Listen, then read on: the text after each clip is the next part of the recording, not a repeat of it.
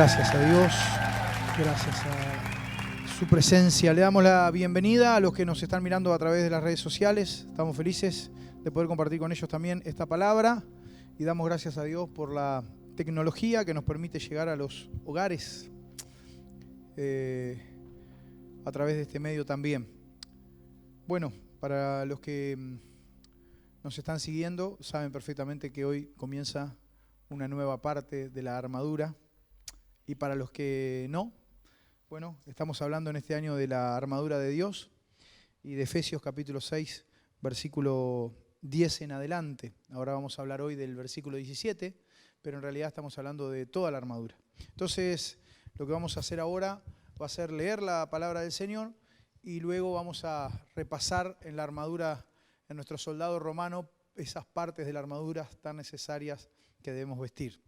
¿Está bien? Así que vamos ahí a... Como comienza hoy toda una nueva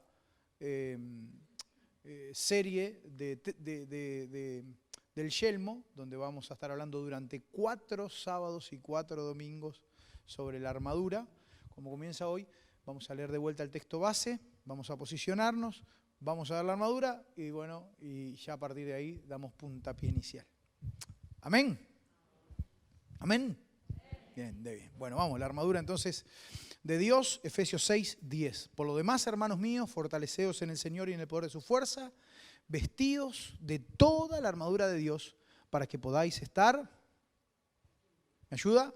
Para que podáis estar firmes contra las acechanzas del diablo. Porque no tenemos lucha contra carne y sangre, sino contra principados, contra potestades, contra los gobernadores de las tinieblas de este siglo, contra huestes espirituales de maldad en las regiones celestes. Todo eso ya lo hemos hablado. Por tanto, dice, tomad toda la armadura de Dios, para que podáis resistir en el día malo y habiendo acabado todo, estad firmes. Estad pues firmes, ceñidos vuestros lomos con la verdad y vestidos con la coraza de justicia. Calzados los pies con el apresto del evangelio de la paz. Sobre todo, tomad el escudo de la fe, con que podáis apagar todos los dardos de fuego del maligno. Y dice, y tomad el yelmo de la salvación. Tomad el yelmo de la salvación. Hermanos, ¿por qué me posiciono acá en el yelmo de la salvación? Y digo, bueno, vamos a empezar por el principio. No puedo empezar por lo que hace el yelmo o protege el yelmo, sino hablo primero de qué. ¿De qué es qué? La salvación. Y estoy seguro que muchos acá, si yo le pregunto, ¿qué es ser salvos?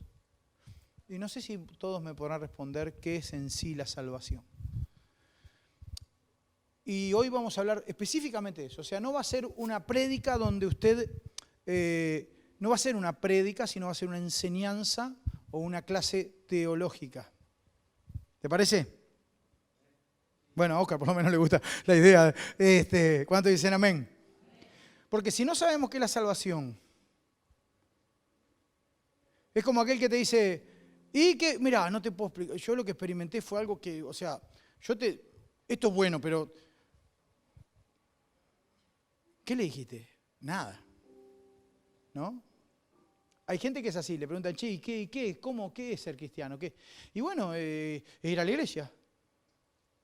Y no sabemos qué es la salvación. Bueno, hoy le vamos a hablar un poquito sobre la salvación para que luego en las próximas prédicas, las próximas semanas, usted pueda entender realmente la dimensión de lo que Dios nos ha regalado, que es la salvación. Y que hay gente que aunque Dios le regaló la salvación, pretende salir a la batalla sin el yelmo de la salvación. ¿Cómo puedes salir a la batalla así? ¿Estás perdido antes de salir?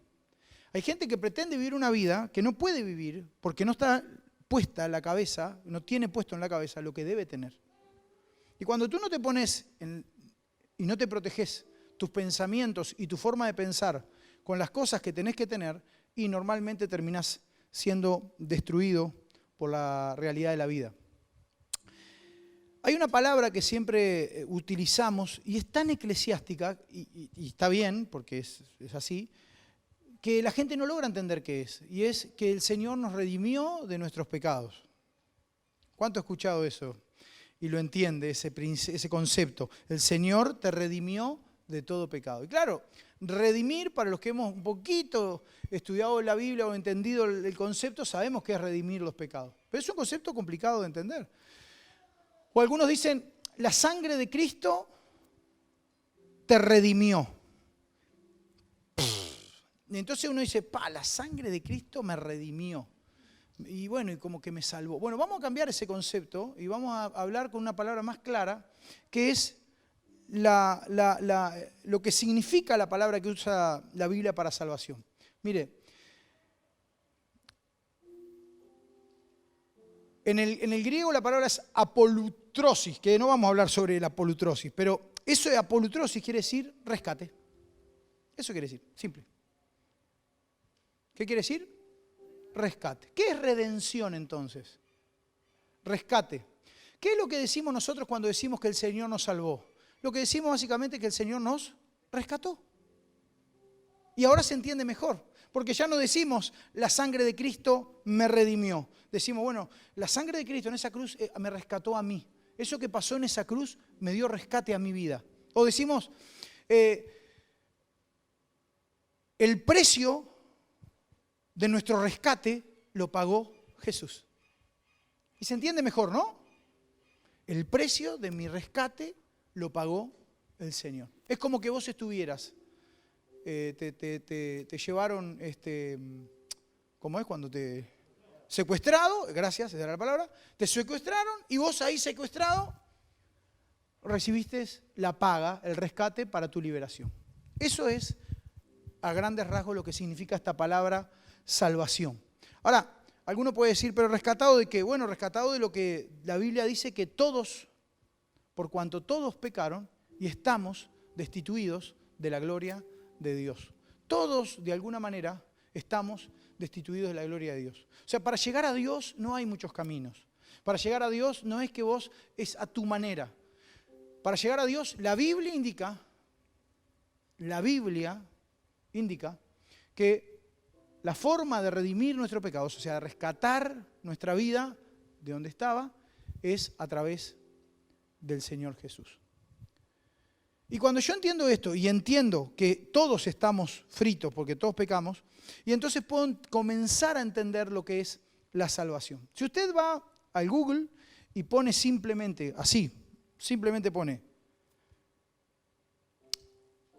aspectos de la salvación, o cuántas partes tiene la salvación, o etapas de la salvación.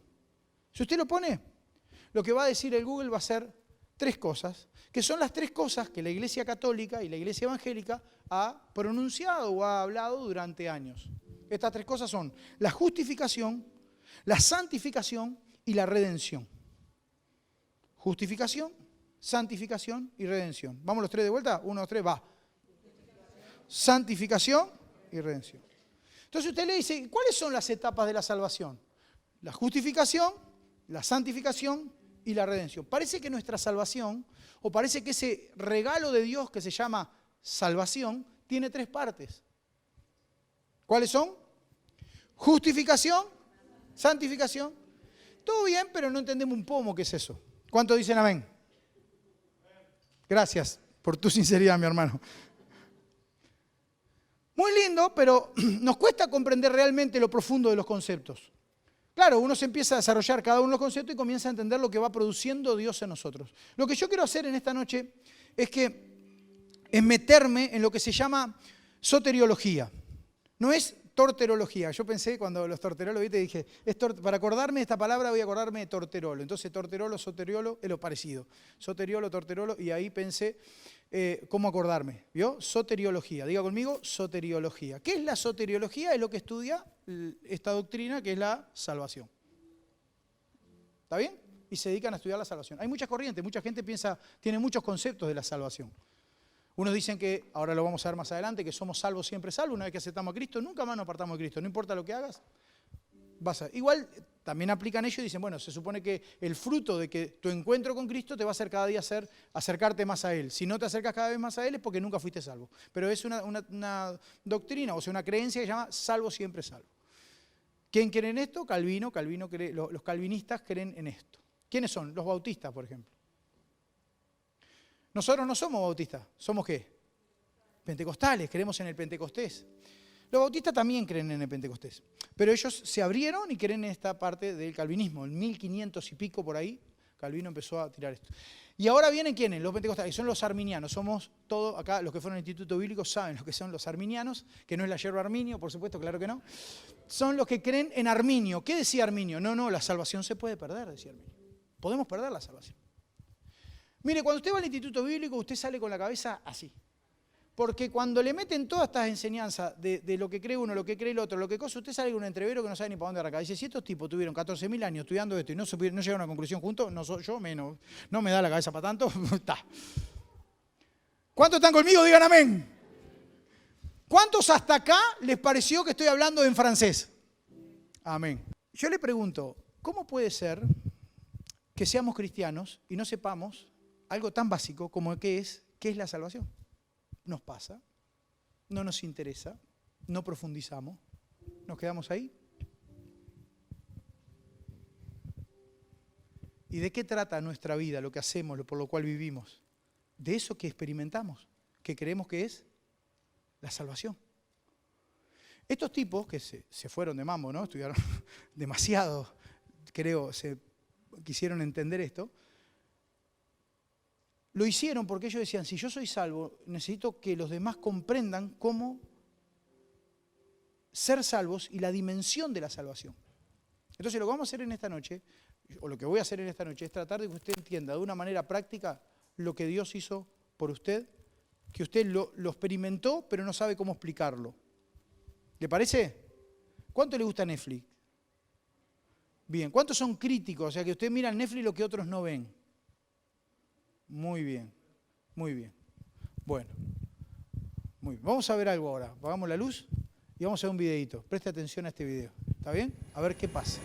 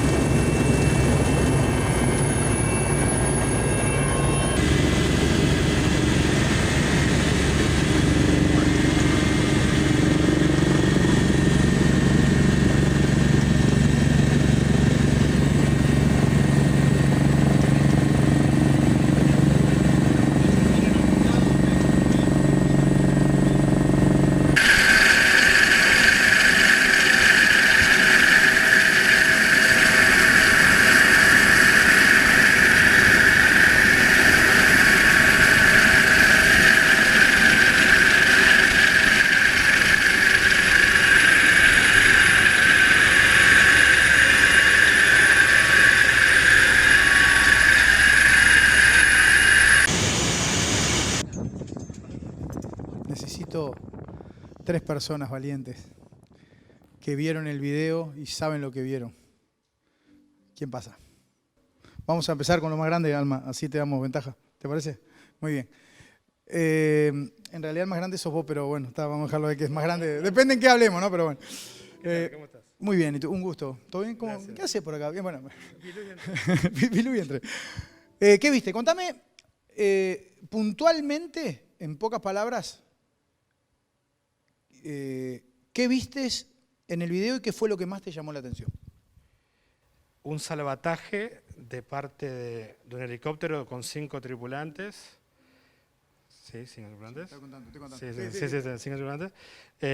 Luego uno de ellos baja en una camilla, vuelve con alguien que supuestamente estaba enfermo en ese barco pesquero, y luego que suben, van a Puerto, al helipuerto allí, y bueno, y luego van a... Muy bien, muchas gracias. ¿Sabés que me equivoqué en el orden? Sí. Sí, porque ahora pobre la Alma le estoy pensando, lo voy a matar, es al final, claro, ya que era al principio, bueno, no me equivoqué, no importa. Muy bien, gracias, sos un grande, aplauso, va, no te vayas. Nombrame, ¿viste lo que él vio? No puse atención en eso. Muy bien, ahí va. Entonces yo te iba a decir que no me dijeras, trates de no decirme exactamente lo mismo que él dijo, pero ¿qué viste? No vi tanto detalle como él vio. Vi un rescate en alta mar a cargo de gente especializada que incluso arriesgó su vida por rescatar a alguien. Muy bien, muy bien. Aplauso, va. Hermosa, contame qué viste. Tengo vergüenza, Isela. Pobrecita. Levantó la mano, olvídate, no hay nadie. Estamos entre nosotros dos, estamos charlando. ¿Estaba buena la película o no? Estaba buena, más o menos. Es muy cortita y no tenía mucha gracia, pero ¿qué viste básicamente? Así sea, me digas un helicóptero con 4 alas, está bien. O sea, o me digas, vi un barco en el alta mar, no importa, lo que vos digas, vos decime qué viste. Vi que un señor bajaba Un y señor bajaba, muy bien. una cuerda Por una cuerda, muy bien. y que fue a buscar algo en el barco y nada más. Y que fue a buscar algo en el barco. Muy bien, muy bien. Aplauso para Alma, va. Muy bien, gracias por sus aportaciones, muy amables. Tomen asiento, aportaron muy lindo. Muy bien. ¿Están de acuerdo con ello? ¿Alguien dijo algo que estuvo fuera de lugar? ¿O que no fue así? ¿Fue así? Muy bien. Lo que acabamos de ver es, en una demostración práctica, la salvación. Y ahora usted lo va a entender mucho mejor. Primera de Corintios 1:30, ponémelo allí, Primera de Corintios 1:30, dice así: mas por él estáis vosotros en Cristo Jesús, el cual nos ha sido hecho por Dios sabiduría, diga conmigo, justificación, santificación y redención. Vamos de vuelta.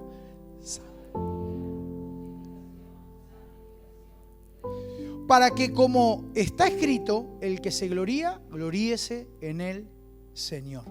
Cuando dice, mas por él estáis vosotros en Cristo, se está hablando del Evangelio. Él viene hablando de todo el Evangelio, y en todo ese capítulo, él viene hablando de lo que yo prediqué hace unos días atrás sobre el griego, los judíos, el griego demanda argumento, el judío demanda señal, ¿no? ¿Se acuerdan? Bueno, y él viene hablando de todo eso, y ahí dice, por el Evangelio, dice él, por el Evangelio, estáis vosotros en Cristo. O sea, porque alguien vino a ustedes, ustedes conocieron a Jesús. Nadie estaba en su cuarto y de buena primera, ¿no? Como eso. Es el fruto de que alguien les habló de Dios y los acercó a Él.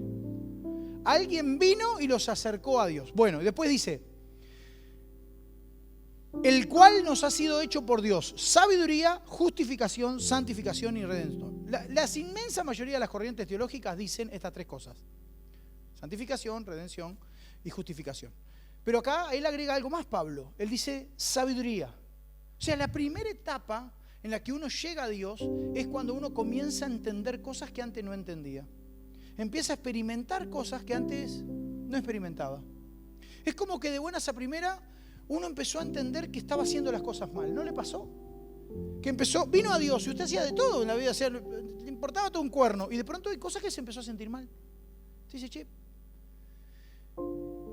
esta vida no la quiero, esta forma de vivir no me da resultado, no me llena, algo me falta. Bueno, de buenas a primera, usted entendió, comenzó a recibir lo que se llama sabiduría.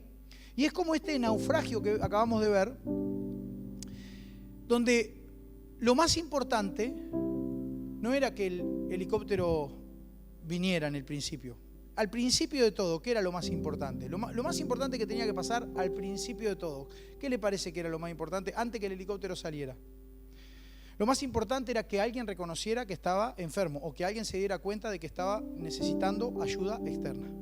Porque si esa persona que está ahí media muerta o en shock o porque el barco se está por venir a pique, no se da cuenta que esta persona necesita ayuda, nadie hubiese venido a darle ayuda. O sea, lo primero que tiene que pasar en nuestras vidas para llegar a Dios es entender que tengo la necesidad de conocer a Dios. Mientras yo no tenga necesidad de conocer a Dios, no lo voy a conocer nunca. Me puedo estar hundiendo, puedo estar en una crisis que yo, mientras no tenga esa necesidad, no lo voy a conocer. O sea, lo más peligroso no es las arenas movedizas. ¿Qué es lo más peligroso? no saber que estoy en arena movediza y me voy a meter en un lugar donde seguramente me voy a hundir. Pero como no sé, no me interesa, me meto en las arenas movedizas, me hundo, pero no me doy cuenta que me estoy hundiendo. Eso es más peligroso, ¿estamos de acuerdo? Que estar allí. Es peor. A ver, estoy en el barco se está hundiendo, el agua se está llegando a todos lados y yo estoy en el barco, disfrutando. Qué lindo se ve el mar. El problema no es que el barco se está hundiendo simplemente, el problema es que no me estoy dando cuenta que el barco se está hundiendo. Bueno, hay gente que corre así en la vida, camina así. Se le está hundiendo el barco, se está hundiendo en las arenas movedizas, pero para ellos está todo bien, porque no se dan cuenta. Es el clásico alcohólico que dice: yo no soy alcohólico. Yo tomo una copita que otra, pero yo no soy alcohólico. Y ya no puede ni hablar, porque hasta la forma de hablar ya ¿no? Tiene hasta la voz con raspera ya ¿no? El que fuma un cigarrito, 2 cigarritos, no, yo no tengo el vicio. Yo fumo 1 o 2 por día para descargar las cosas. No, tenés un vicio. El que come como que no puede parar de comer, el que tiene gula, que no puede, ¿no? Se enferma. El otro día estaba con uno y charlaba y me decía: a mí se me reventó. Dice: yo entendí que tenía que bajar de peso cuando se me reventó el intestino. Claro, sí, seguramente, si no te das cuenta, estamos en el horno, ¿no? Se le reventó terrible, ¿no? Ahora loco está impecable, ¿no? Tremendo lomo, cuadrado así. Gloria a Dios que algún día se le dio algo, le pasó algo que el tipo se dio cuenta, razonó y entendió que necesitaba ayuda. O sea, lo primero que pasó en aquellos que hemos recibido a Jesucristo es que fue un día, nos dimos cuenta que necesitábamos a Cristo en nuestra vida. ¿Cuántos dicen amén? Muy bien. Entonces, hay que reconocer que estamos hundiéndonos primero para poder entonces recibir el rescate.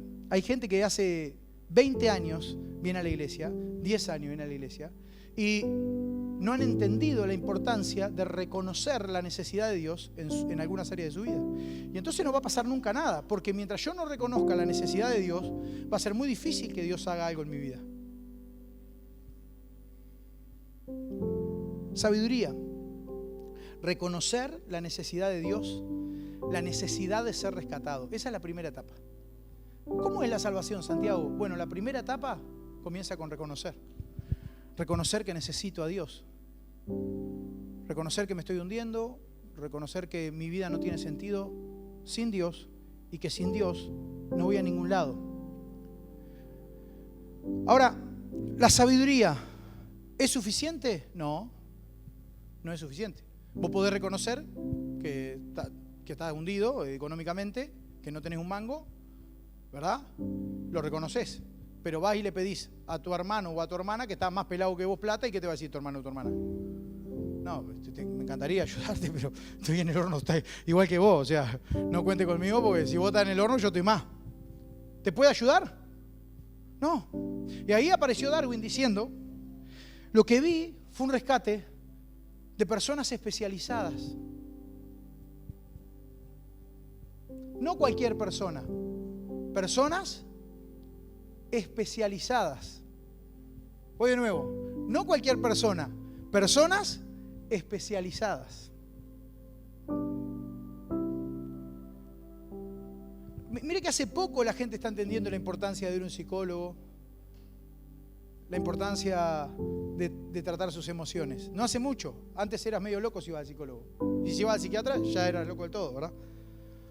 Pero ahora la gente está entendiendo que es necesario, como así como cuidamos la rodilla, la pierna, ¿no? Y vamos al kinesiólogo y esto, es necesario también a veces ir al psicólogo. Y ahora en las escuelas están enseñando a las maestras, a las docentes, que hay escuelas a nivel mundial que tratan el alma, el espíritu y la mente. Y entonces trabajan con el niño estas 3 dimensiones. Y cuando me contaba una persona el otro día hablando de eso, de lo que se viene, yo le decía: ¿y cómo van a hacer con la laicidad? No, pero ellos lo ven del punto de vista de que somos un ser integral. Ahora parece que el espíritu cuenta también.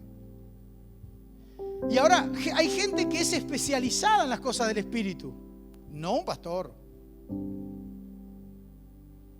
Parece que los pastores no. Los que son especializados, ¿qué son? Los profesores de yoga, los profesores de Reiki.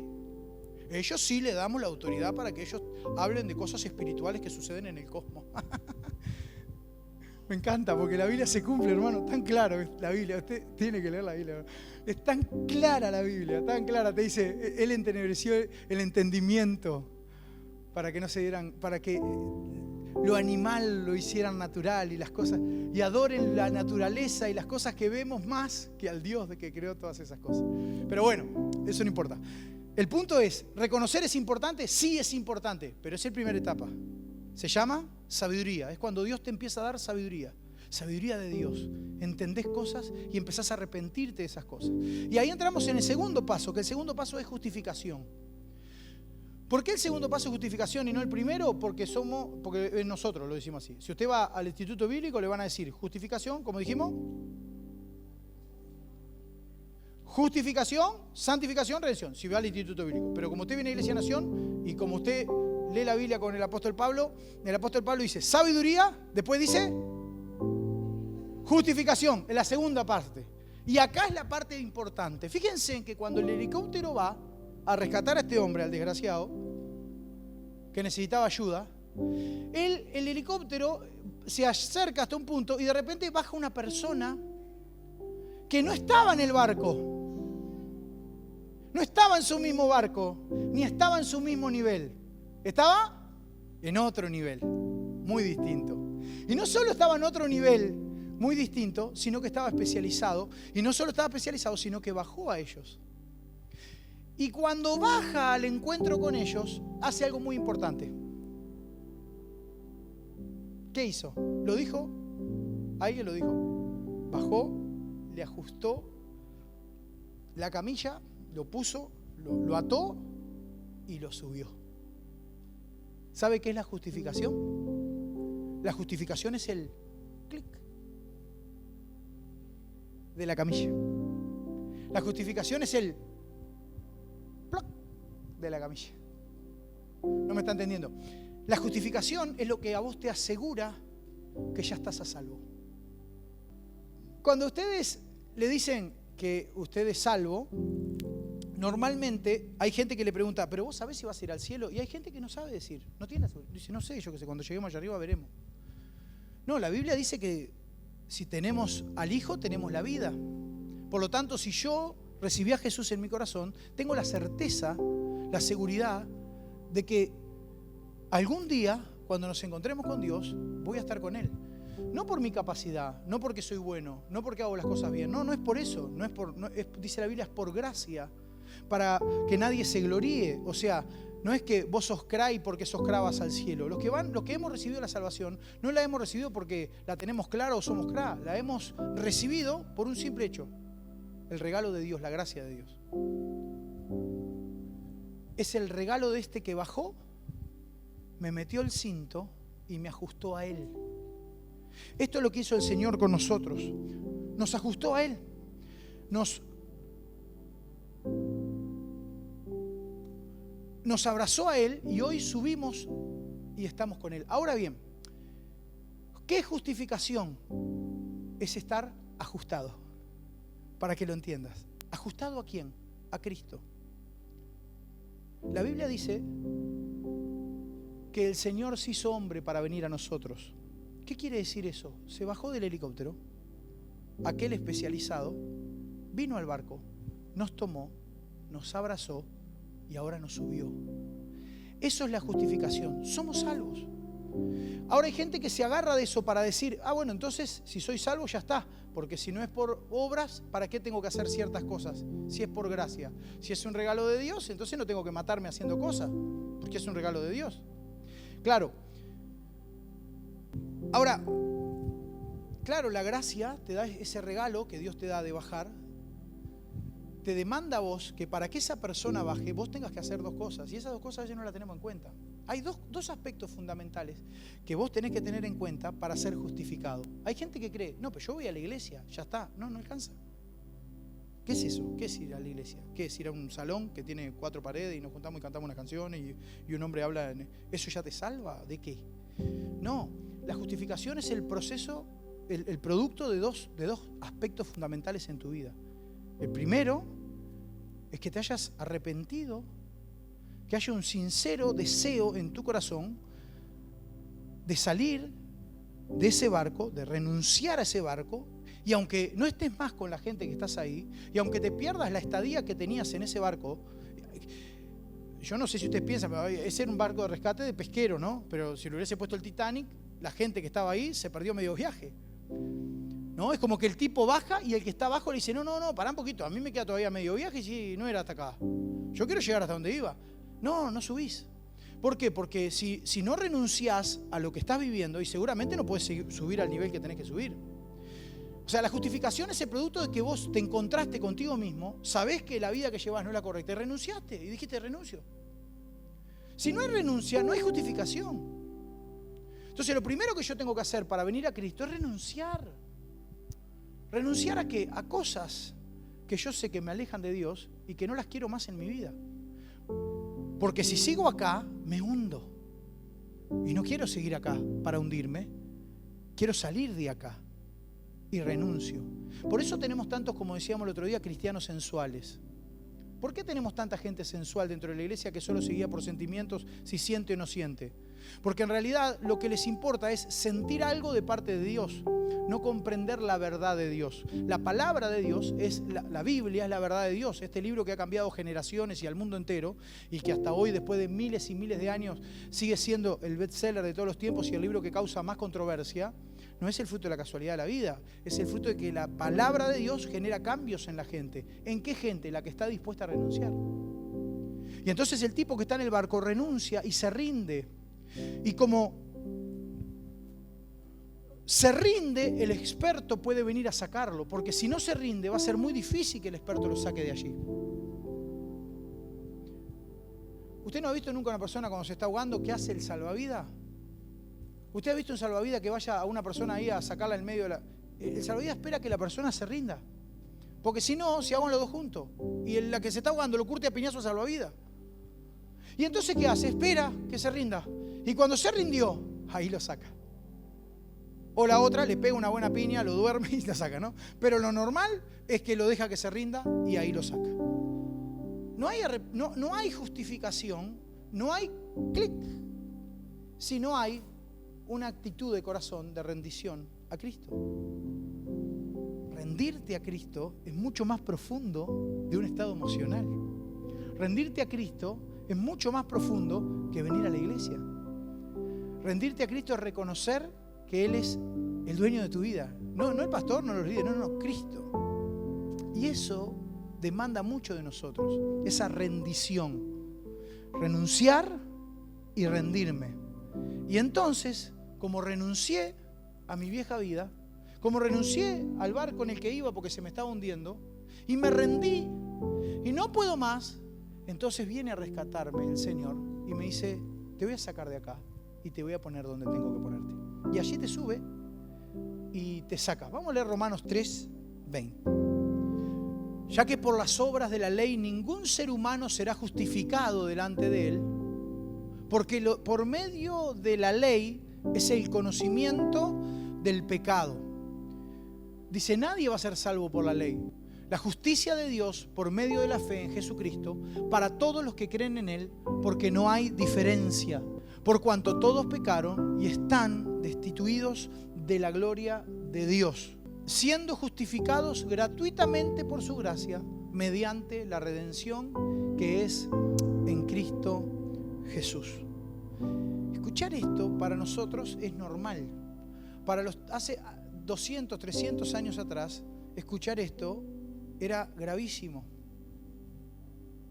Porque para muchos la salvación se tenía que pagar, la de los vivos y la de los muertos. Y el Señor dice, no, la salvación es por gracia, no se paga. Pero la ley te sirvió para algo, no te sirvió para salvarte, pero te sirvió para darte cuenta de dónde estabas. A ver si me explico.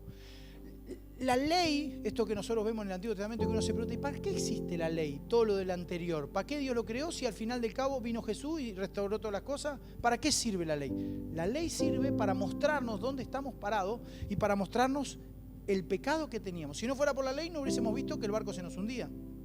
La ley sería el agua que entró al barco y que nos está inundando y nos va a hundir en cualquier momento. La ley sería la luz que se hunde el barco. No te sirve para nada. La ley no te salva, pero te está mostrando, mirá que le está cerrando. Esto no está bien. Cuando la gente habla de moralidad, cuando vos hablas de no robar, de no mentir, de esas cosas, ¿de dónde salieron? Esa moral, ¿de dónde salió? ¿Es una moral cristiana? La moral está basada en la Biblia. La gente no tiene estos principios por casualidad. Los tiene porque salen ¿de dónde? De la Biblia. ¿Y de dónde salen? De la ley, de los 10 mandamientos. Entonces, esta ley, estos 10 mandamientos que nos enseñan a hacer y que hoy las sociedades se guían, ¿por qué mandan a una persona a la cárcel porque roba? ¿Por qué no lo dejan ser libre y vivir en paz? Porque hay una moral que dice no robarás. ¿De dónde nace eso? ¿Quién lo hizo? La ley. Hay gente que cree que esa ley nos salva. El apóstol Pablo dice, no, esta ley no te salva. Lo que hace esta ley es mostrarte camino. Es decirte, por acá no es. Se te está hundiendo el barco, te está sonando la bocina, estás haciendo las cosas mal. Solo te avisa, no te salva. ¿Me está entendiendo? La justificación es el proceso cuando vos entendés que no es porque hagas tal o cual cosa, sino porque te das cuenta que esas cosas que aunque no las haces, tu barco se hunde igual. Aunque no sos lo que otros hacen, igual tu barco no está andando correctamente.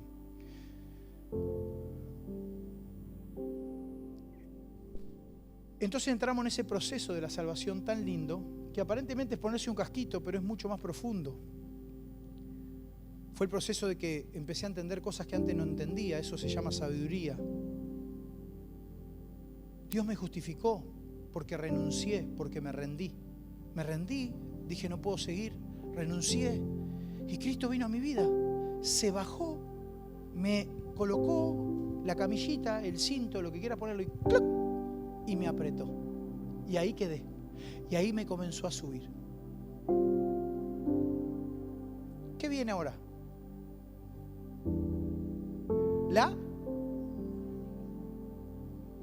Vamos a ver lo que dice Romanos 5.1. Y luego vamos a leer algún otro texto de Romanos. Vamos a ir. Romanos 5.1. Justificados pues por la fe, tenemos paz para con Dios por medio de nuestro Señor Jesucristo. Dice, bueno, ya fuiste justificado por la fe, ya te rendiste, ya renunciaste y ahora el Señor te atrapó. Y ahora empieza el proceso que va desde que te tomó, te subió al helicóptero y te lleva ¿a dónde? A base, a tierra. La santificación es el proceso que el cristiano vive desde que se convierte hasta que llega a la eternidad, hasta que muere, hasta que llega a vivir a la transformación que vamos a vivir en Dios. Dios te dice que vos tenés que ser santo. Y este concepto hoy en día no lo entendemos tampoco. Nos cuesta entender qué es la santificación. ¿Qué es la santificación? No es que andes por la vida como un monje. No. No es que seas el hombre más bueno del mundo. No. La santificación es el proceso interno que vos vas a empezar a vivir ahora, que la Biblia ya no es más un libro. Ahora la Biblia es palabra de Dios. Y por eso hoy la iglesia está como está. No nuestra iglesia solamente, la iglesia mundial. ¿Por qué la iglesia mundial no tiene el peso que tenía la iglesia cuando los cristianos comenzaron a salir? Porque la gente se olvidó de que la clave es la palabra de Dios, la Biblia. Y entonces el enemigo trata de que vos hagas cualquier cosa menos profundizar en la Biblia. Porque si profundizás en la Biblia, seguramente la Biblia te va a exponer más y te va a obligar a que seas más santo, a que seas mejor, a que vayas perfeccionando tu vida.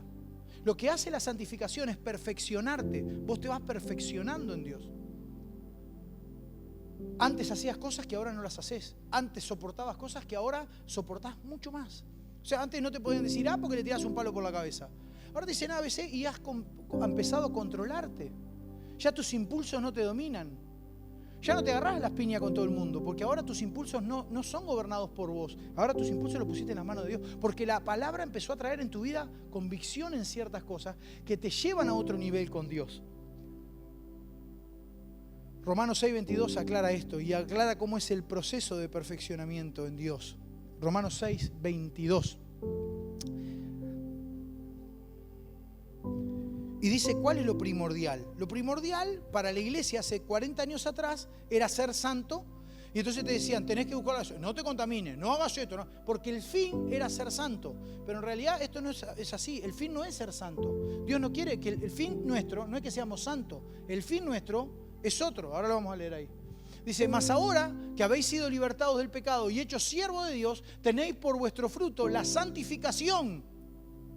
¿Cuál es el fruto de que yo me justifiqué en Cristo? O sea, que yo recibí ese abrazo de Dios y ahora estoy en sus manos. Que Él me santifica. No es la capacidad, aparentemente no es la capacidad mía, es el fruto de, ¿verdad? De que estoy en Cristo y el estar en Cristo me santificó. Ya soy. Él no me mira como si fuera o vaya a ser santo algún día. Él ya me ve santo, Él me ve. Es como el padre que ve al hijo y entonces el hijo que ve dice, no, yo no voy a conquistar nada de padre si este hijo de tigre va a llegar allá y va a hacer esto. El padre por la fe lo ve allá, no lo ve como lo que el hijo le muestra, lo ve mucho más allá de lo que el hijo es. Bueno, así nos ve Dios a nosotros. Entonces dice Romanos, el apóstol Pablo dice, mas ahora que habéis sido libertados del pecado y hechos siervos de Dios, tenéis por vuestro fruto la santificación. Y aclara cuál es el fin de nuestra vida. Pero como fin, la vida eterna. El fin de Dios, hermanos, y acá estoy entrando en el punto, no es con esto, no quédense tranquilos, no voy a explicar una hora más, es solamente para que entiendan el mensaje de la salvación. Acá es la clave. El fin nuestro es la vida eterna. El fin es, y como fin, la vida eterna. No es la santificación. Por eso, hace 30 años atrás, y hoy sigue pasando, en YouTube lo ves por todos lados, gente que te predica del ser santo porque yo soy santo, y te pega y te curte a palazo. Y Dios no dice eso. Dios dice que vos ya sos santo cuando sos justificado. Y por eso nuestra iglesia vive la gracia. ¿Por qué a mí no me preocupa si un joven se pone en color, se pone una cara? ¿Por qué no me preocupa? ¿Porque somos una iglesia liberal? No, porque entiendo lo que es la justificación, entiendo lo que es la santificación. Y entiendo que un joven que no lee la Biblia va a ser muy difícil, que ni siquiera está convertido. No tiene ni idea lo que es Dios. No sabe ni lo que es conocer a Cristo y tener un encuentro poderoso con Dios. No tiene idea. Pero le gusta el ambiente. Y se siente bien. Y como hay chicas que le gustan y hay chicos que le gustan, y pasan lindo. Le voy a exigir a ese joven que viva en santidad como los apóstoles y que entienda el fruto de la santidad. No entiende nada. Yo le tengo que mostrar quién soy. Y capaz viendo en mí lo que soy, lo puedo ayudar a ese joven a entender lo que es Cristo. ¿Qué hacían en otro tiempo? Lo curtían a palazo al joven para que entienda a prepo qué es Cristo. ¿Qué? ¿A palazo? Es como que el tipo del helicóptero baje, que el especializado, lo agarre el viejito que sufrió un infarto, lo curta a palazo y lo suba para dentro de la camilla y lo suba para arriba. ¿Pero qué es eso? No, el viejo tuvo que rendir antes. El viejo tuvo que pedir perdón antes, reconocer, arrepentirse antes. Eso es justificación. ¿Y qué es santificación? Como entendí que fui rescatado, ahora estoy en el helicóptero sentado y pensando, ¿de lo que me salvaron? Me moría y me salvaron. ¿De lo que me salvó Dios? Los que hemos tenido un encuentro con Dios, no hacemos lo que hacemos lo hacemos por lo que Dios hizo en nuestra vida. O es fácil, o es lindo, o es lo más fácil que hay ser iglesia. No, es muy difícil ser iglesia. Es muy difícil estar con gente y vivir todo el tiempo con gente y nuclearse todo el tiempo. Porque la gente es complicada como yo soy complicado. ¿Y quién nos da esa fuerza, ese impulso para pelear, para seguir, para el encuentro que tuvimos con Dios? Y ese encuentro que tuvimos con Dios nos da gratitud. Y ese encuentro nos hace mejores. Ahora, hay algo que dice la palabra de Dios que me parece fantástico. 1 Corintios 15, 49. Y así como hemos traído la imagen del terrenal, traeremos también la imagen del celestial.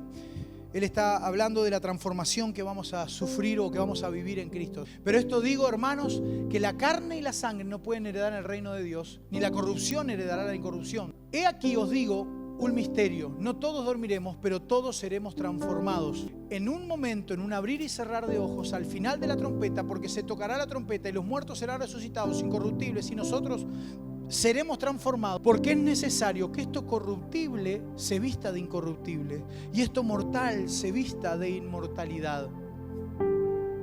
Y cuando esto corruptible se haya vestido de incorrupción y esto mortal se haya vestido de inmortalidad, entonces se cumplirá la palabra que está escrita: sorbida es la muerte en victoria. El apóstol Pablo lo que está diciendo es: todos vamos a vivir una transformación de este cuerpo pasajero y temporal al cuerpo eterno que Dios nos dará. Claro, cuando vos vivís con los pies en la tierra y lo único que vos ves es todo lo que vivís acá día tras día y los problemas que enfrentás todos los días, y claro, es muy difícil posicionarte en lo eterno, porque los problemas de hoy te absorben. Entonces vos estás tan ahogado en los problemas de hoy que no podés ver que el plan de Dios no era para acá, es para lo eterno. A mí esto me da una paz impresionante, porque yo pienso, cuando entiendo que esto es una parte del plan de Dios, pero que su propósito no es temporal, sino eterno, yo entiendo que todo esto que estoy pasando es simplemente una parte minúscula de lo que Dios tiene planeado para mí. La gran diferencia que nosotros tenemos con los ángeles es el libre albedrío. La gran diferencia entre los ángeles y nosotros es que los ángeles obedecen a Dios, nosotros tenemos libre albedrío. Nosotros nos movemos, decidimos nosotros, tenemos la libertad de elegir el bien o el mal. Nosotros decidimos. Y entonces, sabiduría, justificación, santificación. El primer trabajo del Espíritu Santo, hacernos entender el pecado, y ahí es sabiduría. La segunda parte es rendirme al Señor, renunciar, y ahí el Señor, clic, nos sube al helicóptero.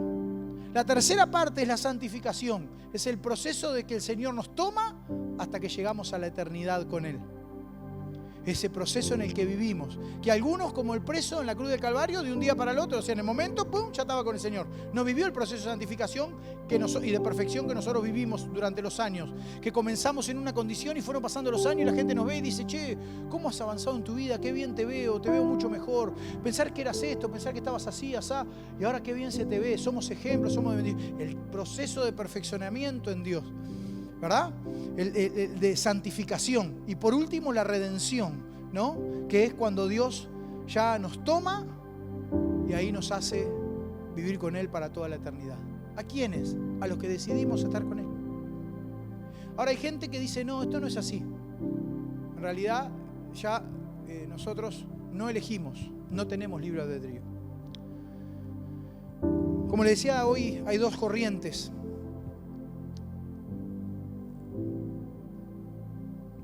La calvinista y la arminiana. Nosotros somos arminianos y yo quiero que entienda qué es esto, qué creemos nosotros. Nosotros creemos que la salvación la perdemos, que la podemos perder. Gente que dice, no, vos ya está, se trata de esto, no. No, hay gente que, porque si el casco de la salvación no se perdiera, entonces no tendría esa connotación de ser casco, podría ser otra cosa, o directamente no estar ahí. Pero el casco, así como lo puedes tener en la cabeza, se te puede caer de la cabeza.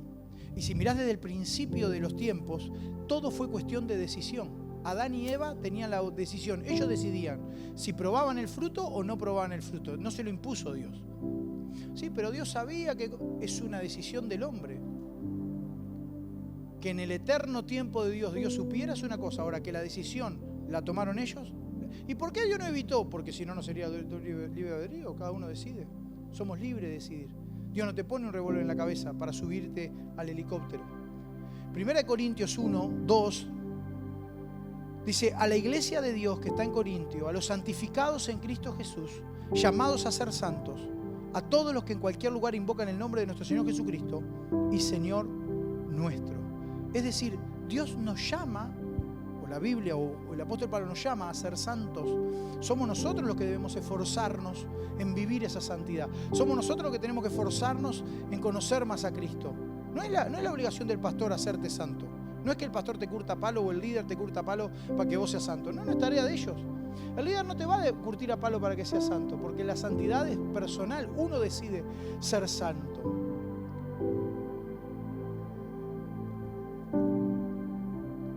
Gálatas 5:4. De Cristo os desligasteis, los que por la ley os justificáis. De la gracia habéis caído. ¿Qué te quiero decir con esto? Porque hay gente que dice, no, fulano aceptó a Cristo hace años, ahora no quiere saber nada con Dios, pero bueno, él va a ser salvo. No. Si yo me subo al helicóptero y estoy enganchado al helicóptero, y cuando estoy subiendo, entrando en el helicóptero, como estoy gordito, me resbalo y me doy contra la puerta del helicóptero y me caigo para atrás, ¿Estoy perdido? ¿Qué piensa? Si me resbalé y me caí. No, mientras esté atado. Mientras estés agarradito del cosito, porque estoy justificado, que estoy atado. Si 7 veces cae justo, Jehová lo levantará. ¿Estamos de acuerdo? Muy bien. Me tropecé y caí. Claro, yo no, ¿qué le voy a decir a usted? ¿Que yo no peco? ¿Mentira? Y luego mentiroso a Dios. La Biblia dice que el que dice que no peca le hace mentiroso a Dios. No se trata de eso. Se trata de que caí, pero sigo atado. No pasa nada. Intente ser mejor cada día y seguramente se va a tropezar. Intente no fallarle a Dios y seguramente se va a sentir mal porque usted dice, no quise hacer esto y lo hice, pero... y se siente mal. Y otro dice, ni le importa lo que usted... porque no se preocupa, porque no busca la santidad. Pero a usted le duele eso, le duele fallarle a Dios. Eso es estar atado a Cristo. Es el sentir ese dolor de haberle fallado al Señor. Eso es la santidad. Ahora, una cosa es que usted se tropiece al entrar y sin querer se caiga. O que pasó un problema y se resbaló y se cayó. Y ahí lo suben de nuevo. Otra cosa es que usted diga, fíjate de cuestiones. Y se suelte y se tire. Eso es exactamente lo que nosotros creemos. Nosotros creemos que, y lo dice Pablo, de Cristo desligasteis los que por la ley os justificáis. De Cristo desligasteis. Clic. Los que por la ley os justificáis. Y están diciendo, ¿qué te crees? ¿Que por tus obras te separaste de Cristo? O sea, perdiste. ¿Cómo? Si no se pierde la salvación. Y luego dice, de la gracia, del regalo, habéis caído. Entonces la gente que cree en la salvación de salvo siempre salvo, te dice, no, si te dio un regalo, ya está, es para toda ese regalo es tuyo. Sí, vos me diste un regalo y yo no lo quiero, lo tiro. El regalo me lo diste, pero yo no lo quise. Y lo tiré.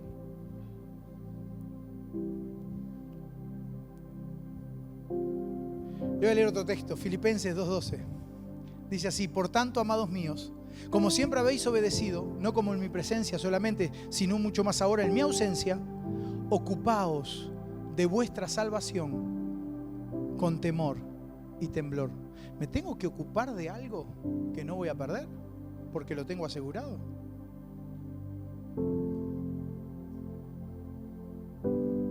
Pero entonces la salvación es por mérito. No, no es por mérito.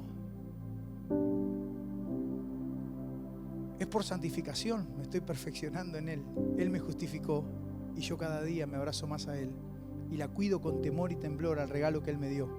Y Mateo dice 24:13, mas el que persevere hasta el fin, este será salvo. ¿Qué quiere decir? No alcanza con que el camino esté bien. Tenés que llegar a la meta. El proceso es bueno, claro, pero tenemos que llegar a la meta. Sé que para muchos esto es totalmente aturdidor, aburridor y masófico, pero como cristianos no entendemos la clave de la salvación.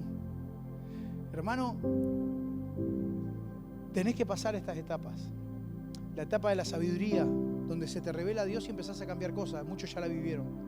La etapa de rendirte, gracias a Dios por aquellos que se rindieron, que renunciaron a aquella vida que llevaban y hoy quieren vivir una nueva vida y se apegaron a Cristo. Y bueno, y ahora están medio hecho pelota ahí arriba, subiendo para arriba, todo. No, saben que Dios lo está subiendo, no entienden mucho, no saben cómo seguir, no saben cómo avanzar, pero bueno, ahí el Señor lo está subiendo de a poquito. Y llegaron arriba al helicóptero y ahora están mejor porque Dios los está santificando poco a poco, se sienten mejor. ¿Y qué se acuerdan? Ay, dejé a mi hijo en el barco. Ay, dejé a mi esposa en el barco. Ay, dejé... ¿Me entiendes? Y es lo que nos pasa a nosotros. Empezamos a caminar en Cristo, recibimos el arrepentimiento, recibimos a Cristo, nos justificó y de pronto queremos que nuestros familiares conozcan la salvación de Cristo. ¿Por qué nos pasa eso? Porque es lo normal que tendría que pasar cuando realmente experimentaste el rescate de Dios. Vas a querer que tu familia, que tus hijos, que tu esposa, que están ahí, que se están hundiendo y no saben, empiecen a entender lo importante de ser salvos. Y por eso la gente que conoce a Cristo y tuvo un encuentro con el Señor y quiere hablarle a la otra gente que no conoce a Cristo. ¿Por qué? ¿Porque son unos rompecocos? No. Es porque ellos entendieron lo que vivieron, saben de dónde salieron, saben dónde está y se dan cuenta, ay, no se da cuenta que se está hundiendo el barco y que así no va a llegar a ningún lado. ¿Cómo lo ayudo? Y por eso la Biblia dice lo que dice en 2 de Corintios, capítulo 5, versículo 18, y que me encanta. Y dice, y todo esto proviene de Dios, que nos reconcilió consigo mismo por Cristo. O sea, nos trajo, nos subió al helicóptero por medio de Cristo que bajó a buscarnos. Nos rescató, nos subió, nos posicionó, hizo que reaccionáramos y nos reconcilió con Él. Dios estaba en Cristo reconciliando consigo mismo al mundo, no tomándoles en cuenta a los hombres su pecado, y nos encargó a nosotros la palabra de reconciliación. Y me acordé de mi hermana, y me acordé de mi hermano, y me acordé de mi tía y mi tío y mi esposo, mi esposa. Así somos nosotros, embajadores en nombre de Cristo, como si Dios rogase por medio de nosotros. Os rogamos en el nombre de Cristo, reconciliaos con Dios. Esto debería ser el llamado de aquellos que tenemos a Cristo. El deseo ferviente de que otra gente conozca a Cristo. Porque lo mejor que le podemos dar no es otra cosa, Cristo.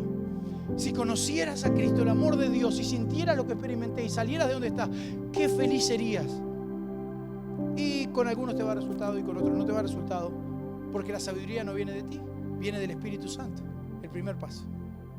Para ser justificados, para ser santificados, para ser glorificados.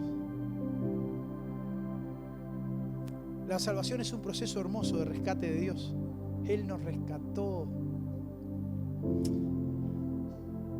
Y nosotros lo cambiamos por entretenimiento. La iglesia, este salón y todo se va a convertir en un montón de cosas. Pero nunca vamos a cambiar el evangelio de la salvación de Cristo para decirle a la gente, lo único que te puede cambiar la vida es un encuentro poderoso con la persona de Jesucristo. Y esto fue lo que hizo el apóstol Pablo al decir, pónganse el yelmo de la salvación. Si en su cabeza está lo temporal, van a pasar amargados, van a pasar enfermos, van a pasar peleados. Todo el tiempo van a estar mal, porque en su cabecita está ahora lo temporal, lo pasajero, lo temporal. Pero si se ponen el yelmo de la salvación y ver que yo los escogí para un plano eterno, porque el fin de esto no es esto, sino la eternidad. Ustedes son elegidos para la eternidad, y entonces puedo estar en la cárcel como estuvo el apóstol Pablo, cantando al Señor, y como estuvo Pedro, después de haber sido curtido a palo, porque lo mataron a palo al pobre Pedro, y él cantando himnos a Dios, porque él dice, el Señor me eligió para un plan eterno, y estos son unos años, y nos vamos, y el Señor me eligió para algo mucho mayor, y fui elegido, y voy a permanecer en Él, en la santificación, y voy a permanecer en Él hasta llegar a la glorificación. Ponete en pie en esta noche. Esta es la sabiduría, el reconocer la condición que te ayuda a renunciar y a rendirte y a ser justificado. Esa justificación te va a hacer amarrarte bien fuerte del cinto de la verdad. Y ahí va a comenzar el viaje hacia la tierra firme. Eso se llama santificación, el proceso que vas a vivir, el cual viene por vivir la palabra de Dios. No solo leerla, sino comer la palabra. Porque dice, tu palabra es verdad, tu palabra es vida. Entonces yo como la palabra de Dios y me alimento de la vida de Dios. Entonces llegaré al final del proceso en victoria para ser algún día glorificado en Él. Yo me siento bendecido por poder ponerme el casco de la salvación, entendiendo que he sido salvo, que Él me llamó, que Él me rescató, que Él me vino a buscar. Eso para mí es lo mejor que me pudo haber pasado. No hay nada en este mundo que me pueda dar lo que Él ya me dio. Entonces, cuando vos entendés eso, entendés que todo lo que te puedan ofrecer está bueno, pero es temporal, no se compara con lo eterno de Dios. El éxito que puedas tener está bueno, pero no se compara con lo eterno de Dios. Porque si esto temporal, si esto corruptible te parece lindo, no tenés idea lo que va a ser estar con aquel que te escogió para ser su hijo y para reconciliarte contigo. Padre, gracias por el yelmo de la salvación. Sé, Señor, que muchos, Señor, quizás no tengan el discernimiento para comprender la importancia del yelmo. Pero sé que otros, Señor, quizás captaron de a ratos la importancia de entender que necesitan conocerte y comer más tu palabra, Dios. Experimentar más el toque poderoso de entender tus escrituras. Padre, bendigo a cada hermano que está aquí en esta noche. Si alguno necesita reconciliarse contigo, que lo haga aquí hoy, Dios. Que reconozca que necesita de ti, que renuncie, que se rinda y que decida subir allí, a ese nivel, a ese lugar, Dios, donde tú los quieres poner. El yelmo de la salvación no es el yelmo del entusiasmo, no es el yelmo de la motivación, no es el yelmo de la conveniencia, es el yelmo de la salvación. ¿Y dónde va? En la cabeza, porque tus pensamientos te acercan a Dios o te alejan de Él. Tus pensamientos son los que van a permitir que tu cabeza esté en lo temporal o en lo eterno. Te amamos, Rey. Te bendecimos, Dios. Te adoramos. Te adoramos, Rey. Te adoramos, Rey.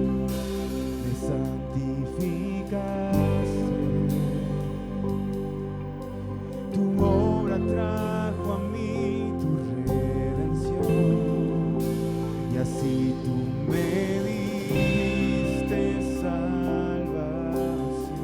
Bendito Rey.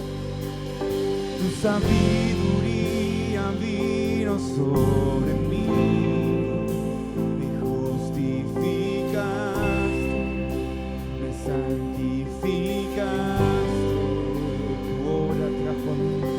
Tu obra trajo a mí tu redención, y así tú me diste salvación. Tu sabiduría vino sobre mí, me justificaste, me santificaste. Tu obra trajo a mí redención, y así tú me diste salvación. Mucha gente viene a la iglesia para que Dios le haga un mandado, para que Dios le solucione un problema en este mundo temporal. El yelmo de la salvación no es un instrumento más, es el casco del futuro que te permite tener tus pensamientos en donde deben estar. El yelmo de la salvación es para que cuando te lo pongas digas: "Uf, todo lo que pensé que estaba pasando", cuando en realidad mi propósito es eterno. Dios tiene un plan eterno conmigo. Nada de lo que sea pasajero me va a detener para recibir lo que Él planeó para mí eternamente. Así que aunque parezca difícil lo que estás pasando, es pasajero. Aunque parezca complicado lo que estás viviendo, es temporal. Lo eterno de Dios está escondido para ti si empiezas a profundizar en las Escrituras y a santificar tu vida en Él. Te adoramos, Jesús. Tu sabiduría vino sobre mí, me justificaste, me santificaste. Tu obra trajo a mí tu redención, y así tú me diste salvación. Tu sabiduría